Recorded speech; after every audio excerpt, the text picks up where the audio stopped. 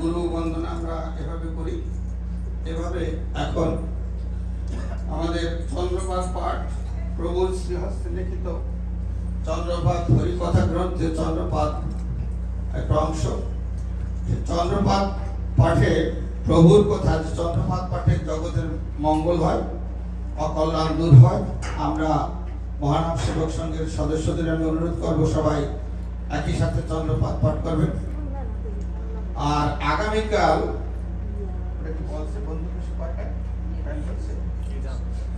যে সহজ মহান চন্দ্রপাত বাংলাদেশের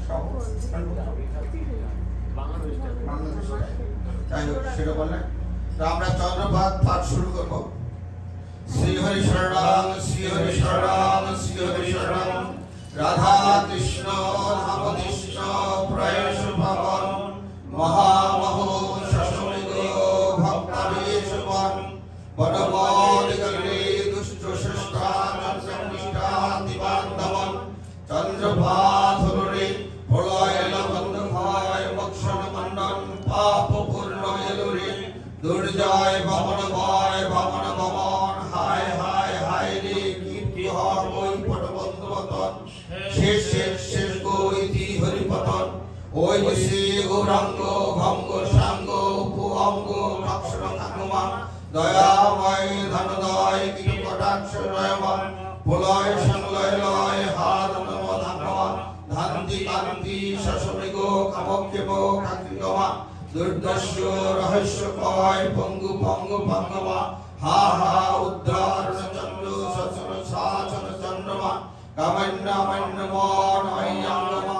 হা তমহা নরবীর কিতুকা কৃষ্ণমা বন্ধু ভয় ভত ভয় খ খ খ খ খাঙ্গমা ইতি হরিপতন হরি পুরুষ জগৎ বন্ধু মহাধারণ চারি হস্ত চন্দ্রপুত্র হাকির পতন প্রভু প্রভু প্রভু হে অনন্ত অনন্তময় উদ্ধার অভীষ্টন সমন শয়ন রায়শ্রু রামদস্রু অনঙ্গ ভঙ্গন তুই ভঙ্গ দিলিনা প্রভুপাত মহাপাত চতুর্থ প্রহর পর চরণে জীবন হর মহাকায় ধুলাই লুটাই ধুলা ধুলা ধুলারি ধমকাম ধমজান পঞ্চবান তিনবান কীটকহ সন্তান ষষ্ঠারুষ্ট হাবয় বিভায় ভয় ভয় ভয় রে বুঝিরে প্রলয় হয় চন্দ্রবলাস্য কুন্দতুঙ্গ শস্য শিললিতা শিরাদিগা নন্দ যশমতী ধনিষ্ঠার পতি পূর্ণমাসী প্রমোদিকা বিশ্বভাবরায় কীর্তি অবতার ব্রহ্মমঞ্জুরি রাত্রিকা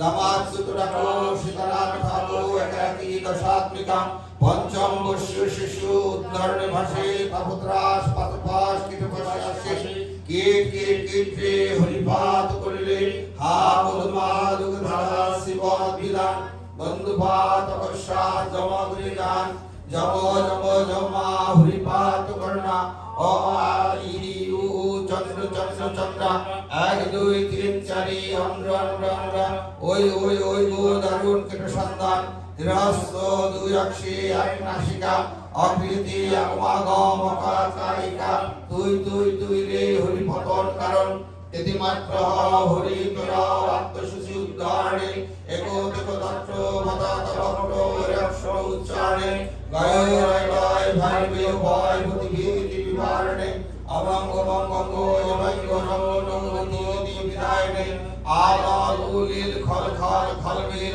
আতঙ্ক আতঙ্গতি সিসি সিসি সিরা শৈলাস কদবন মহাপ্রলয় কেবা মহাদ্ঘাট সেবা মহা মহা তুই বুঝি জিসি তুই জিসি রাগতি নাই গতি পাও উপায় পায় আশিষ্করেনা বিদায় নিদায় দায় ভূতি ভূতি নানা তুই কি কৌশি পুরুষ পতন হলো আপন আপন পন পানীয় নানা পানীয় ভানীয় বন তানীয় নানা না না না অভিনয় যায় হায় হায় যায় যায়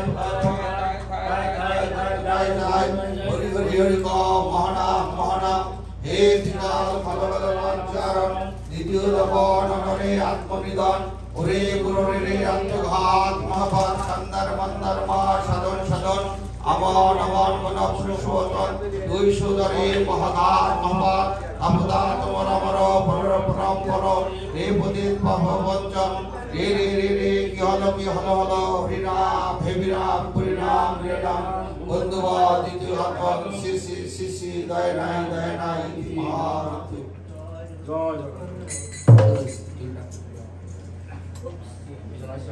মহানাম সেবক সঙ্গে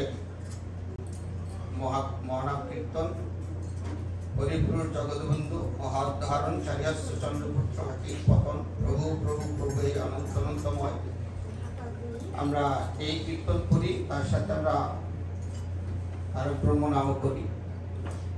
এটা প্রভু জগৎবন্ধু সুন্দরের উদ্দেশ্যে আমরা এই নাম করি। এবং আপনারা যারা আমাদের ফরিদপুর মহানাম অঙ্গনের সাথে বা কাছাকাছি থাকেন বা জানেন, বা বাংলাদেশে প্রত্যেকটা ডিস্ট্রিক্টেই হয়, আমাদের বন্ধু পরিক্রমা হয়। এই 5ই মে থেকে শুরু হয়েছে। এটা সারা 64টি ডিস্ট্রিক্টে এই নাম হবে। আপনারা হয়তো অনেকেই জানেন। পুরুষ জগৎ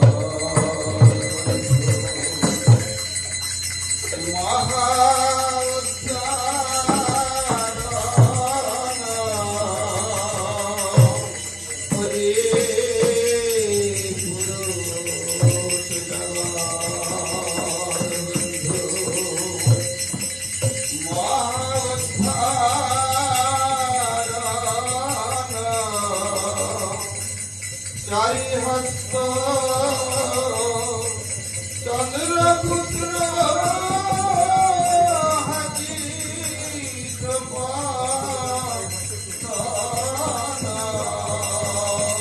চারি হস্ত চন্দ্রপুত্র হাতি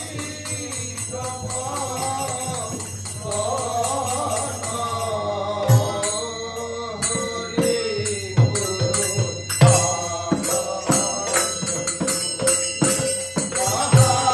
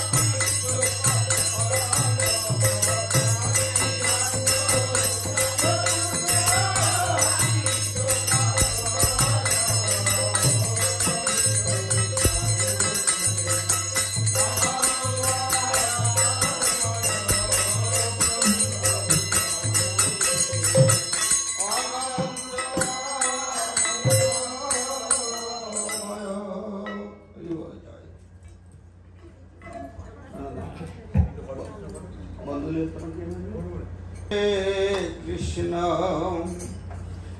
Hare Krishna Krishna Krishna Hare Hare Hare Rama Hare Rama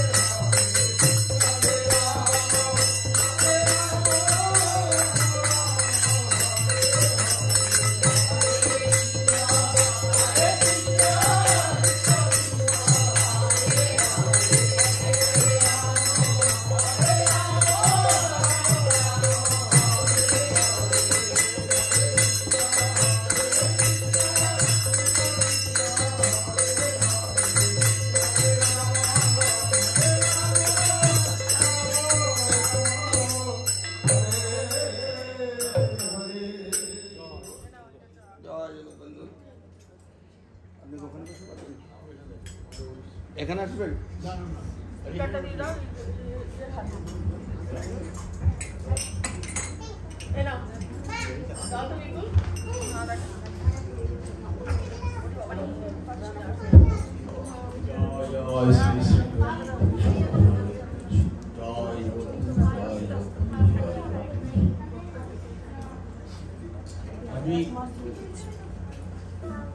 বন্ধুরা তরুণীকে দুটো ঘটনা আপনাদের কাছে পরিবেশন করতে চলেছি। যদি সাধু বৈষ্ণবের কৃপা তাহলে আপনাদের কাছে বলতে সক্ষম। আমি বক্তা নই, বলতে আমি পারি না, তবু যদি অখণ্ড মণ্ডলাকারং ব্যাপ্তং येन চরাচরং তৎপ্রদং দর্শিতাঙ্গেন তস্मै শ্রী গুরবে নমঃ। যস্য শরণমাত্রেণ জ্ঞানমুপদ্যতে স্বয়ং সর্বীভূ সর্বসম্পন্নং তস্मै শ্রী গুরবে নমঃ। পঞ্চাকল্পতরুভ্যশ্চ কৃপা সিন্ধুভ্যেব চ পতিতানাং পাবনেভ্যো বৈষ্ণবেভ্যো নমো নমঃ।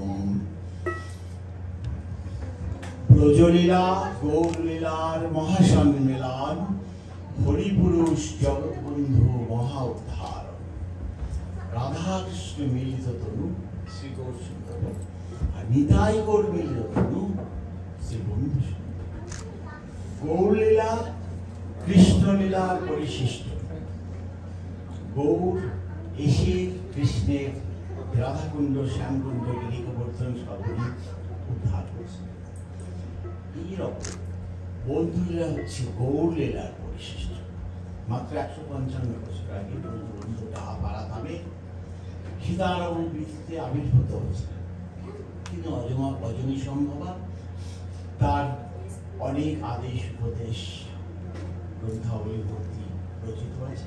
দুটো ঘটনা ওনার ভক্তদের কথা আমি পরিবেশন করতে চেষ্টা করছি। আপনারা কৃপা করবেন যেন আমি বলতে সক্ষম। ওরা এক ভক্ত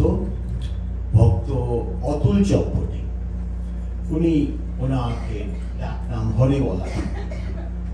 তো হরিবলা ঠাকুর ওনাকে প্রভু আদেশ করেছিলেন ওনার যে জীবনের ওনার পারিবারিক একটা সম্পর্ক ছিল। তখনকার দিনে ডাবল একটা স্কুলের হেডমাস্টার মশাই প্রভুর অঙ্গুলি হেলনে তিনি গৃহত্যাগ করেছিলেন। তিনি সম্পর্কে ওনার ভাগ্নি জামাই অতুল চম্পটি কে প্রভু আদেশ করেছিলেন যে অতুল, আপনি বাগবাজারের গঙ্গায় ডুব দেবেন, ভজ কৃষ্ণ গোবিন্দ গোপাল শ্যাম রাধা মাধব রাধিকা নাম নব গৌরাঙ্গ শ্রীবন্ধু শ্যাম জয় জগৎ বন্ধু মধুর নাম। এই নাম করতে করতে আপনি কালীঘাট যাবেন, কালীঘাটের গঙ্গায় ডুব দেবেন, ডুব দিয়ে আবার এই নাম করতে করতে আপনি বাগবাজারে আসবেন। অহরাত্র নাম চলবে যতক্ষণ আপনার শরীর পারমিট করে। ভোজনের কোনো নিয়মাবলী নেই।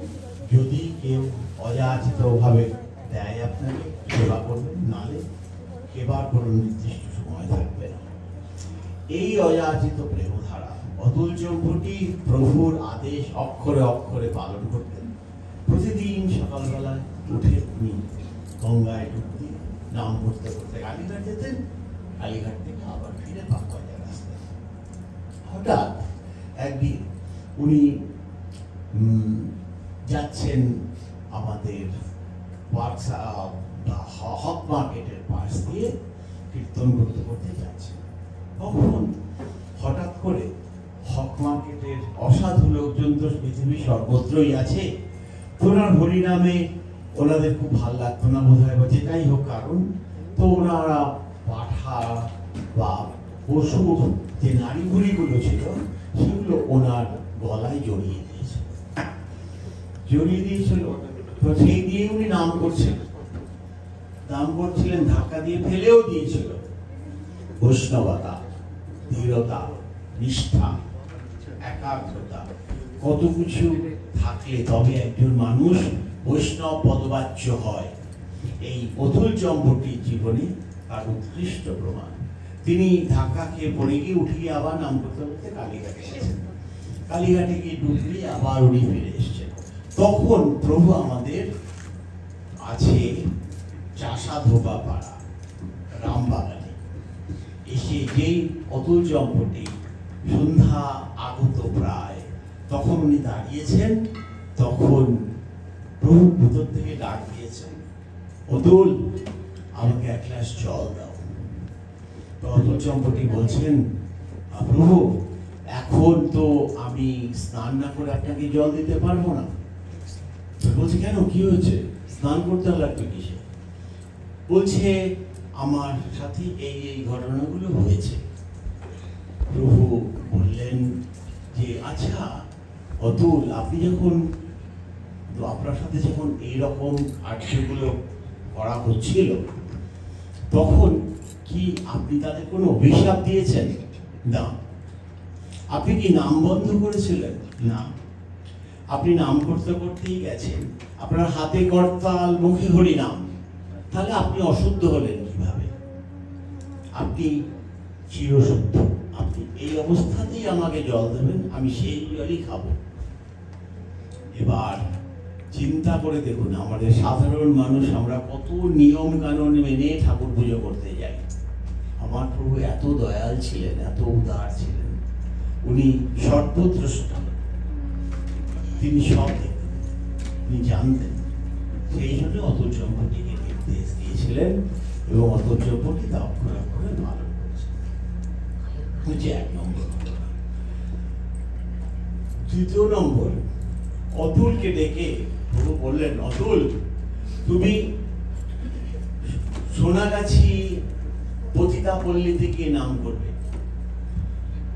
মায়েরা অল্প দোষী হয়ে তারা সংসার ধর্ম ত্যাগ করতে বাধ্য হয়েছে, তাদের সংসারে স্থান হয়নি, তাদের উদ্ধার করতে হবে। আমার প্রভু পতিত পাবন, মহা উদ্ধারণ। মহাপ্রভু এসে জলে নেমেছিলেন, আর আমার প্রভু এসে কাদায় নেমেছেন এই পতিত জীবকে উদ্ধার করার জন্য। তো বললেন যে আপনি ওখান দিয়ে নাম করবেন। সেখানে বিভিন্ন দেহ পসারানীরা নাম শুনতেন, কিন্তু ওনাকে কোনোদিনও কেউ অমর্যাদা করেন। তার মধ্যে একজন সুরত কুমারী দেবী, তখনকার দিনে নাম করা গায়ে এবং সুন্দরী ছিলেন। তার ঘটনা একটা আছে, আর আছে যাদবনী বাই। তিনিও ওইখানেই থাকতেন। তো ওনার কাছে মাঝে মাঝে অতুল চম্পটি ওনাকে নাম শোনাতে, উনি যাদবনী বাই খুব ভালো গান করতে পারতেন। ওনাকে দিয়ে প্রভুর কিছু গান রেকর্ডও করা হয়েছিল তৎকালীন সময়ে। যাদবনী বাই রাধাকান্ত রায় বাহাদুরের নাতি মনীন্দ্রদেব বাহাদুর, তার রক্ষিতা ছিলেন। একদিন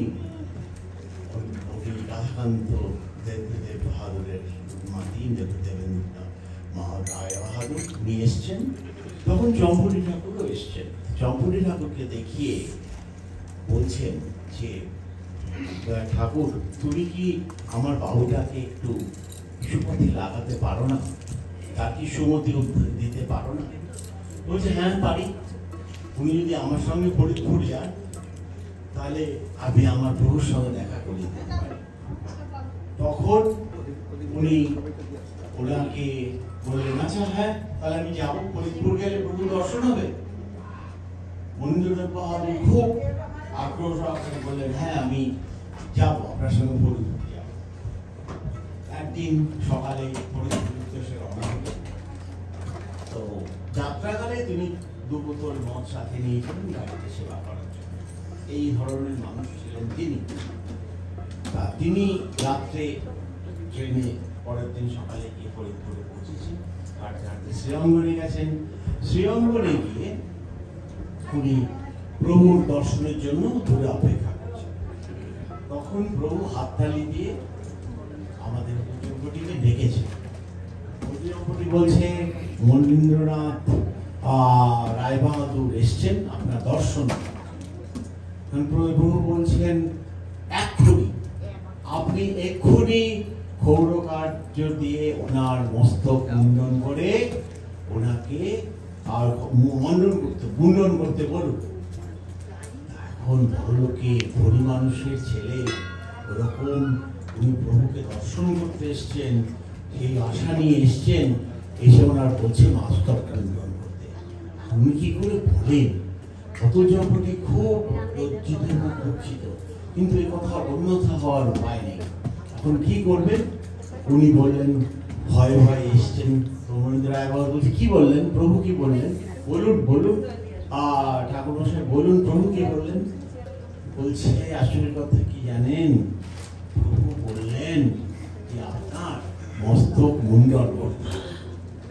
মনীন্দ্র রায় বাহাদুর বললেন, মস্তক মুন্ডন করলে প্রভু আমায় দেখা দেবে, আমার দর্শন হবে?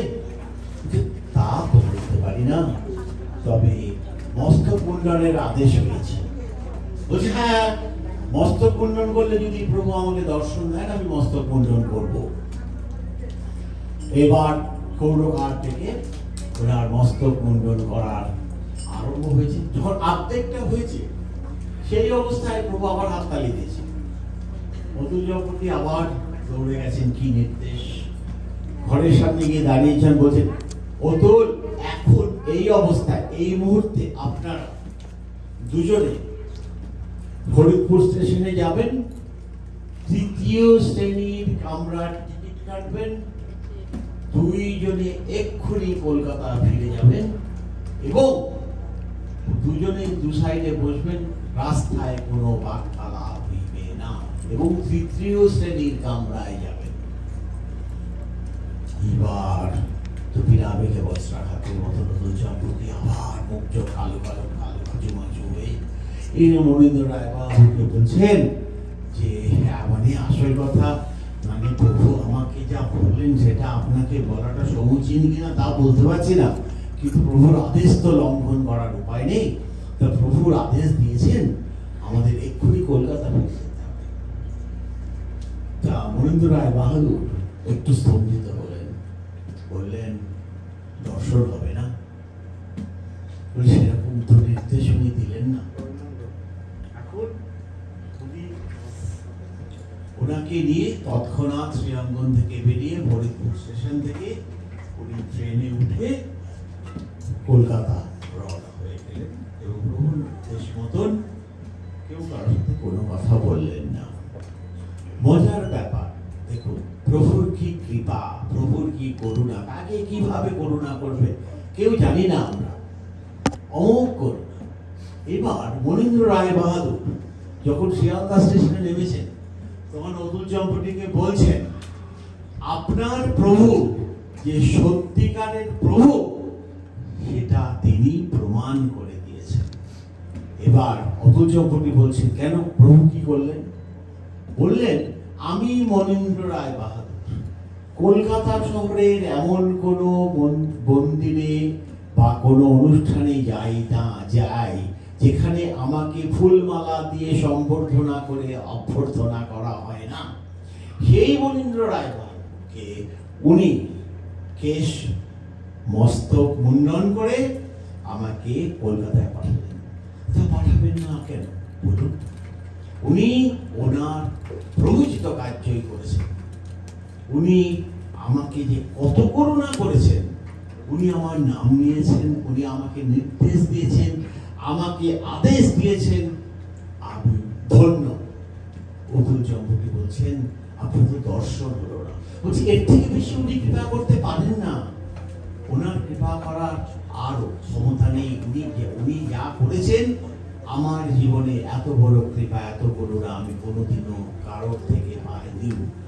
তারপর থেকে মনীন্দ্র রায় বাহাদুর সব কুসঙ্গগুলো ত্যাগ করেছে, মদ খাওয়া বর্জন করেছে, কাজে কাজে যাওয়া বন্ধ করেছে। জয় জগৎবন্ধু বল বল করে সারা জীবন দিয়েছে। আসুন আমরা সবাই মিলে প্রভু স্মরণ নেই, প্রভুকে একটু ভালোবাসলেই তিনি সারা দেন। উনি বলেছেন প্রভু জগৎবন্ধু সুন্দরের বাণী আছে, তোকে তোরা আমাকে স্মরণ করিস আর নাই করিস, আমি তোদের স্মরণ করি চিরকাল রক্ষা। জয় জগৎবন্ধু, জয় গুরুদেব। ভক্তমণ্ডলী আপনারা শুনলেন অতুল চম্পটির কথা। অতুল চম্পটি সম্পর্কে হয়তো অনেকেই জানেন না। অতুল চম্পটি ছিল তৎকালীন আমাদের প্রভু জগৎবন্ধু সুন্দরের 155তম আবির্ভাব উৎসব আমরা পালন করছি। অতুল চম্পটি ছিল তার ভাগ্নি জামাই, অথচ তার চেয়ে বয়সে একটু বেশি ছিল অতুল চম্পটির। এবং তিনি রাঁচিতে, বিহারের রাঁচিতে একটা স্কুলের হেডমাস্টার ছিলেন এবং তৎকালীন সময়ে 2টা সাবজেক্টে তিনি মাস্টার ছিলেন। সেই অতুল চম্পটি এত বড় শিক্ষিত, সেই বিদ্যুৎজনের কলিকাতার বিদ্যুৎজনের সঙ্গে তার চলাফেরা, সেই অতুল চম্পটি শেষ জীবনে প্রভুর আশ্রিত হয়ে প্রভু যে ঈশ্বর বা প্রভু যে অবতার, সেই অবতারিত তার প্রমাণিত হওয়ার পরে সেই অতুল চম্পটি এই পথে নেমেছিলেন। এবং আপনারা শুনলেন জগন্নাথ ঘাট থেকে কালীঘাট, অর্থাৎ জগন্নাথ ঘাটটা হচ্ছে হাওড়া ব্রিজের কাছে যে ঘাটটা, সেটা হলো জগন্নাথ ঘাট, এবং তার থেকে কালীঘাট ভবানীপুরে এই পথটা সে ওই ভিজা কাপড়ে একবার ওই কালীঘাটের গঙ্গায় কি করতো, ডুব দিত, আবার নাম করতে করতে যেত সেই জগন্নাথ ঘাটে, সেখানে ডুব দিয়ে আবার ফিরে আসতো। ওই একই কাপড়ে তার চলতেছিল, একই কাপড় ভিজা কাপড়ে সে নাম করতে করতে আসতো। আর নামের মাহাত্ম্য প্রভু বললেন যে যখন আমাদের সাথে নাম থাকে তখন কোনো পাপই আমাদেরকে স্পর্শ করতে পারে না, কোনো অস্পৃশ্যতা আমাদেরকে স্পর্শ করতে পারে না। আমরা জানি বেদে আছে সর্বং কল্লিদম ব্রহ্ম, সর্বত্রই ব্রহ্ম আছে। আমরাই শুধু মানুষের আয়ের ভেদাভেদ করি, কেউ নিচু জাতি কেউ উঁচু জাতি, এই বর্ণভেদ করি আমরা। কিন্তু ব্রহ্ম বলছে কথাটা যে সর্বং খণ্ডিতং ব্রহ্ম, সর্বত্রই ব্রহ্ম আছে, সকলের ভিতরে ব্রহ্ম আছে। বলছে প্রভু বলছে যদি তুই নাম করিস তাহলে তোর নামের কাছে আর কেউ স্পর্শ করতে পারবে, কোনো পাপ তোকে স্পর্শ করতে পারবে না। জয় জগৎ বন্ধু। আমাদের এবারে ভজন কীর্তন পরিবেশন করবেন শ্রীমতী রত্না বিশ্বাস। আমি একটু